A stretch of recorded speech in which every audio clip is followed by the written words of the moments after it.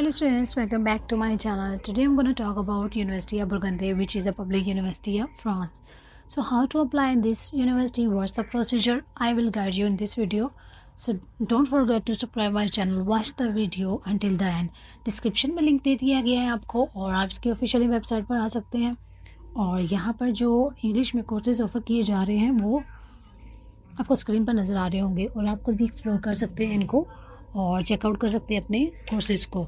इसके अलावा जो बैचलर के स्टूडेंट क्वेश्चंस करते हैं और उनकी क्यूरीज होती हैं कि बैचलर के लिए किस तरह से अप्लाई करें, तो उनका प्रोसीजर भी सेम ही होता है जिस तरह से मास्टर वालों का होता है, लेकिन सिर्फ इसमें डिफरेंस ये होता है कि आप बैचलर को चेक कर लीजिएगा और उसके बाद फिर आप वहीं की कैटेगरी को सिलेक्ट करेंगे और वहाँ से सेम टू सेम वही प्रोसीजर अप्लाई करेंगे।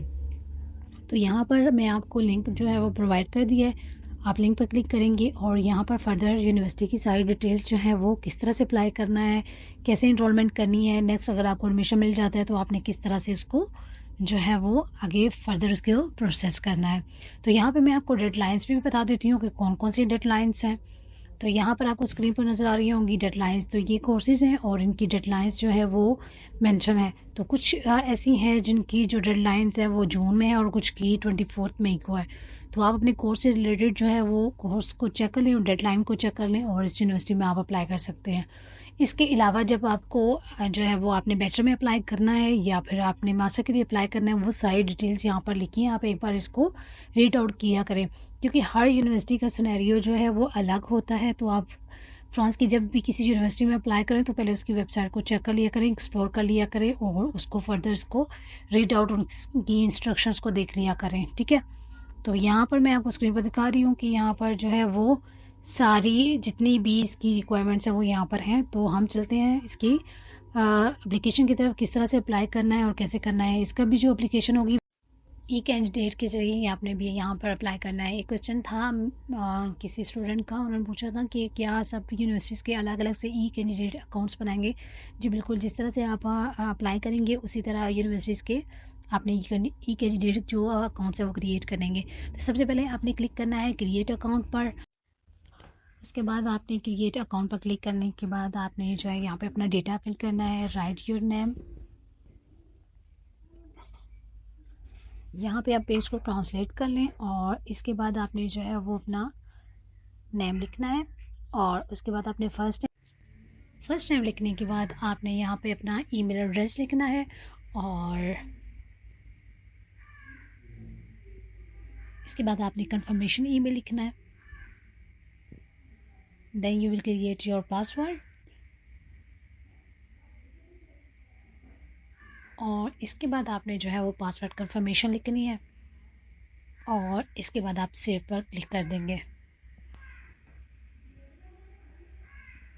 इस तरह से आपको पोर्टल जो है वो क्रिएट हो जाएगा और अपने ईमेल में चेक करना है और ईमेल में आपको एक्टिवेशन लिंक आएगा और उसके बाद आपको यूज़र नेम जो है वो ईमेल में जो है वो आ जाएगा। तो यहाँ पर स्क्रॉल डाउन करेंगे और यूज़र नेम लिखेंगे यहाँ पर और उसके बाद आपने पासवर्ड यहाँ पर लिखना है जो आपने पहले क्रिएट किया था। अब ये यूज़र नेम कहाँ से आएगा ये मैं आपको बता देती हूँ। आपने अपना जीमेल ओपन करना है और उसके अंदर यूनिवर्सिटी ने आपको एक लिंक सेंड किया है और उस लिंक में आपका जो है वो यूज़र नेम भी होगा और एक्टिवेशन लिंक भी है। तो ये मैं आपके सामने जो है वो अपने जीमेल ओपन कर रही हूँ और यहाँ पर मैं आपको बताती हूँ कि यहाँ पर यूज़र नेम कहाँ पर होगा। यहाँ पर आप देखें तो पेज को आपने ट्रांसलेट कर लेना है और उसके बाद आपने यहाँ पर यूज़र नेम और इसके बाद जो है वो ये लिंक आपको स्क्रीन पर नज़र आ रहा है। आपने यहाँ से यूज़र नेम को कॉपी करना है और स्क्रीन जो ये लिंक आ रहा है स्क्रीन पर इसको आपने क्लिक करना है। इसके बाद आपने यहाँ पर आकर यूज़र नेम लिखना है और इसके बाद आपने जो पासवर्ड क्रिएट किया वो लिखेंगे और ये जो आपको ईमेल में लिंक आया इस पर आप क्लिक करेंगे। क्लिक करने के बाद आप दोबारा से उसी पोर्टल पे आ जाएंगे और इस तरह से आपका जो अकाउंट है वो एक्टिवेट हो जाएगा। यहाँ पर आप यूज़र नेम को जो है वो पेस्ट करेंगे और पासवर्ड लिखेंगे और कनेक्शन पर क्लिक कर देंगे। कनेक्शन पर क्लिक करने के बाद हम जो है वो इस तरह से आपकी रजिस्ट्रेशन हो गई है।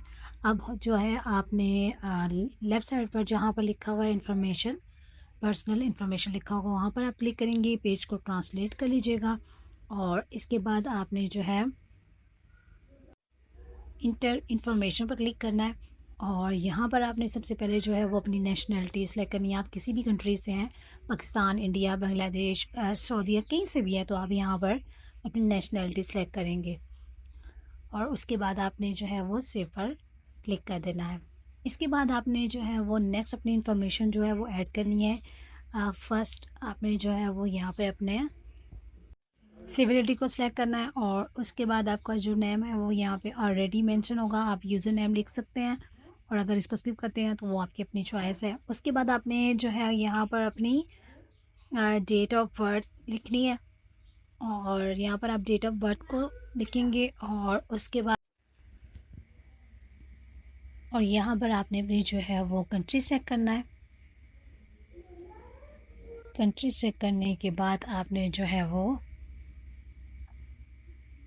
सिटी सेलेक्ट करना है, जो आपका बर्थ सिटी है वो आप यहाँ पे सिलेक्ट करेंगे और उसके बाद फिर आपने लैंग्वेज सेलेक्ट करनी है। चाहे तो आप अपना फ़ोन नंबर लिख सकते हैं, वरना इसको स्किप करके आप सेव कर सकते हैं। इसके बाद आपने आ जाना है एड्रेस पर क्लिक करना है। एड्रेस पर क्लिक करने के बाद आपने यहाँ पे इंटर मॉडिफाई पर क्लिक करना है और इसके बाद आपने अपनी कंट्री को सेलेक्ट करना है, आप जिस भी कंट्री से अप्लाई कर रहे हैं।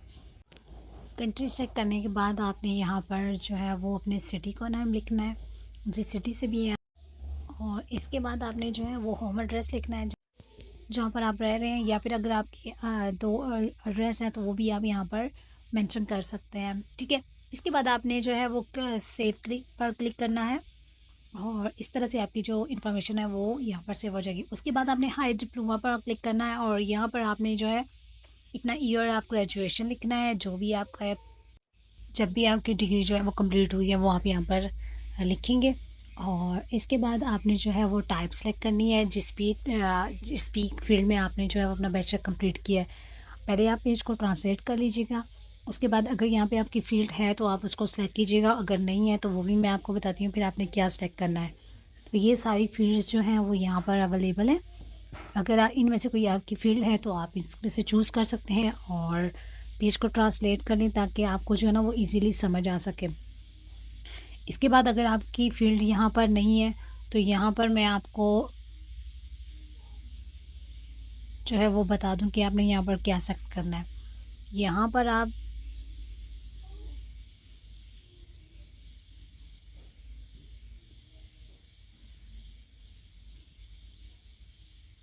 पर आप दो ऑप्शन को सिलेक्ट कर सकते हैं। एक तो आप यहाँ पे वैलिडेट स्टडीज़ को सिलेक्ट कर सकते हैं, दूसरा यहाँ पर आप जो है ना वो अदर या फिर नॉन है यहाँ पर लिखा होगा, उसको आप ट्रांसलेट कर लीजिएगा और उसको आप यहाँ पर सिलेक्ट करेंगे। ठीक है, नॉन बैचलर को आप सिलेक्ट करेंगे।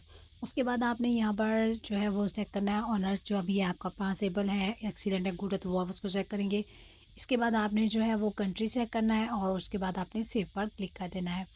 इसके बाद आपने लोकल स्टडीज़ को छोड़ देना है, ये आपके लिए नहीं है। फिर आपने नॉन लोकल स्टडी पर क्लिक करना है। यहाँ पर आप जो है वो न्यू नॉन लोकल स्टडी को सिलेक्ट करेंगे और यहाँ पर अपनी कंट्री को सिलेक्ट करेंगे, जो भी आपका कंट्री है। ठीक है, जिस भी कंट्री से आप बिलोंग करते हैं वो आप यहाँ पर सिलेक्ट करेंगे। उसके बाद अपने ईयर्स जो है वो सिलेक्ट करना है जिसमें आपने डिग्री को ऑब्टेन किया है।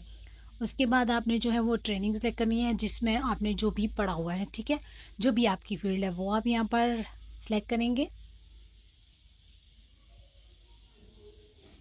यहाँ पर आप अपनी फील्ड से रिलेटेड कुछ भी यहाँ पर जो है वो कर सकते हैं और अगर नहीं है यहाँ पे आपकी फील्ड तो आप अदर डिप्लोमा लिख कर यहाँ पर इसको सेलेक्ट कर सकते हैं। ठीक है, तो इसकी अब जो डिस्क्रिप्शन है इसमें आपने बता देना है कि आपने कितने साल का किया है और कौन सी फील्ड की है, और उसकी थोड़ी सी डिस्क्रिप्शन बता देनी है कि उसमें कौन कौन से जो कोर्सेज़ हैं वो आपने कवर किए हैं, टॉपिक्स जो हैं वो कवर किए हैं, वो आप यहाँ पर जो है वो मेंशन कर सकते हैं। तो मैं यहाँ पे एक रैंडम सी लाइन लिख रही हूँ, तो आप जो है आप अपने अकॉर्डिंग यहाँ पर इसको एडजस्ट कर लीजिएगा।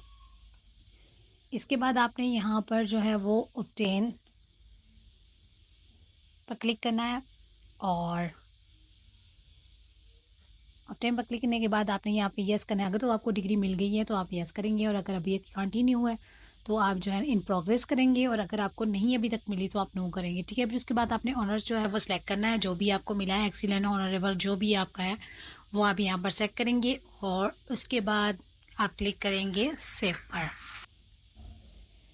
सेव पर क्लिक करने के बाद आपने जो है वो नेक्स्ट इंटर्नशिप पर आ जाना है। अगर आपने कोई इंटर्नशिप की है तो वो यहाँ पर आप ऐड कर सकते हैं, और अगर नहीं की तो भी आप कोई ना कोई यहाँ पे कोर्स जो है वो 3 मंथ्स का यहाँ पर रैंडम सा ऐड कर दें अपनी फील्ड से रिलेटेड। तो ये आपसे जो है वो एक्सपीरियंस और या इंटर्नशिप लेटर नहीं मांगेंगे, लेकिन आप यहाँ पर ऐड।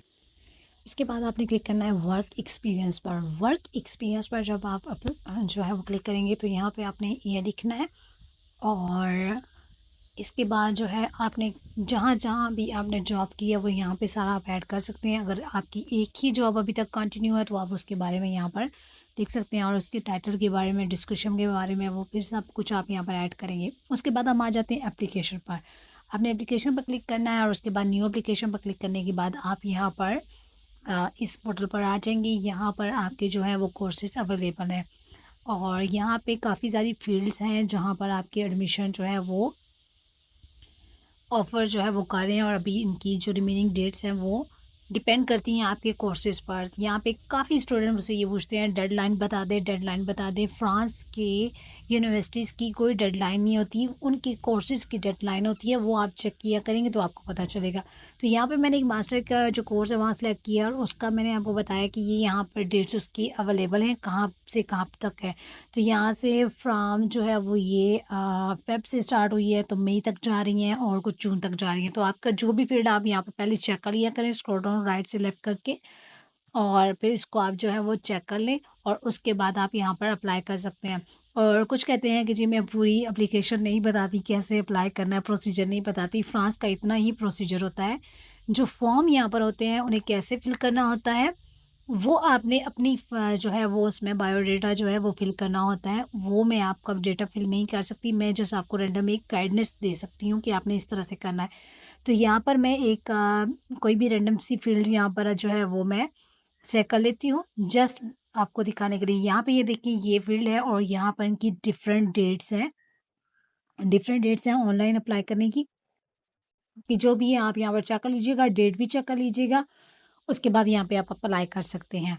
और इसके अलावा ये काफ़ी अच्छी यूनिवर्सिटी है, तो आप ट्राई करेंगे। अगर आपका है यहाँ पे कोर्स तो आप ज़रूर अप्लाई करें। यहाँ पे मैं एक रैंडम सेलेक्ट कर लेती हूँ, और आप उसकी एप्लीकेशन को फिल करना बताती हूँ कि आपने कौन कौन से डॉक्यूमेंट उसमें अपलोड करने हैं। तो यहाँ पे मैं मास्टर की जो है वो फील्ड सेलेक्ट करती हूँ, और उसके बाद यहाँ पर मैं हेल्थ एंड कोर्स वाला जो है वो सिलेक्ट कर लेती हूँ। और इसके बाद यहाँ पर आने के बाद आपने यहाँ पे डॉक्यूमेंट्स अपलोड करने हैं। अच्छा, यहाँ पे जब आप डॉक्यूमेंट्स अप्लाई जो है अपलोड करते हैं तो प्लस के बटन पर जो है वो क्लिक करेंगे। उसके बाद आप फाइल को चूज़ करेंगे। जब आपकी फ़ाइल और यहाँ पर अपलोड हो जाती है तो यहाँ पे एक आई का निशान बन जाता है, तो इट्स मीन कि ये अपलोडेड है। सम टाइम आपका यहाँ पे कुछ ना कुछ रह जाता है जिसकी वजह से एप्लीकेशन आगे प्रोसीड नहीं करती, तो आप सारे इन प्लस के जो ऑप्शन है इनको देखा करें। यहाँ पर आपने कॉपी ऑफ ट्रांसक्रिप्ट की आपने अपलोड करनी है। इसके बाद आपने मोटिवेशन लेटर यहाँ पर सेट कर जो है वो अपलोड करना है। इसके बाद आपने यहाँ पर अपनी सीवी को अपलोड करना है, और यहाँ पे एक फॉर्म है, इसको मैं डाउनलोड करके दिखा देती हूँ, इसको आपने कैसे फिल करना है। इसके अलावा आपने जो एजुकेशनल डॉक्यूमेंट्स हैं उनको आपने मर्ज करके यहाँ पे अपलोड कर देना है, ठीक है। तो इस तरह से आपकी एप्लीकेशन जो है वो अपलोड हो जाएगी। कुछ ऐसे एडिशनल इन्फॉर्मेशन होती है, आप एडिशनल इन्फॉर्मेशन पर भी क्लिक करके उसको चेक कर लिया करें। वहाँ पे कुछ जो फॉर्म्स वगैरह या फिर डेटा होता है वहाँ पे भी अपलोड होता है, तो आप वो उसको भी चेक कर लीजिए, ठीक है। ये अब आपकी अपनी रिस्पॉन्सिबिलिटी है, तो आप उसको चेक कर सकते हैं, ठीक है, क्योंकि ये फील्ड से रिलेटेड जो है वो ऑप्शंस होते हैं। तो ये यहाँ पर आपको मैं फॉर्म दिखाती हूँ, इस फॉर्म में क्या कह रहे हैं। यहाँ पर वो आपकी लैंग्वेजेस के बारे में, इस पेज को आप ट्रांसलेट करेंगे इंग्लिश में, तो यहाँ पर वो आपको जो है वो आपकी लैंग्वेजेस के बारे में पूछ रहे हैं कि आपको किस लेवल तक आती है, C1 तक आती है, B2 तक आती है, या बिगिनर है, तो वो आप यहाँ पर सिलेक्ट करेंगे। उसके बाद यहाँ पर आपने किस में अप्लाई किया है और कौन सी डिग्री आपने जो है वो कंप्लीट की है वो आपने यहाँ पे मेंशन करना है, और उसके बाद अपलोड दोबारा आकर यहीं पर आपने अपलोड करना है। और उसके बाद आप ट्रांसमिट माई एप्लीकेशन करेंगे, और इस तरह से आपकी जो एप्लीकेशन होगी वो फिल हो जाएगी। यहाँ पर एडिशनल इन्फॉर्मेशन में अगर आप आएँ तो यहाँ पर कुछ डॉक्यूमेंट्स होते हैं जो हर फील्ड के नहीं है, बहुत कम फील्ड्स के लिए यहाँ पर होते हैं, तो वहाँ पे वो यहाँ पे अपलोड कर सकते हैं। अगर इसके अलावा आपको क्यूरी हुई तो आप मुझसे पूछ सकते हैं कमेंट्स बॉक्स में, और ग्रुप्स भी आप ज्वाइन कर सकते हैं, व्हाट्सएप के डिस्क्रिप्शन में लिंक्स दिए हुए हैं। तो अपना बहुत सारा ख्याल रखिएगा। अल्लाह हाफिज़।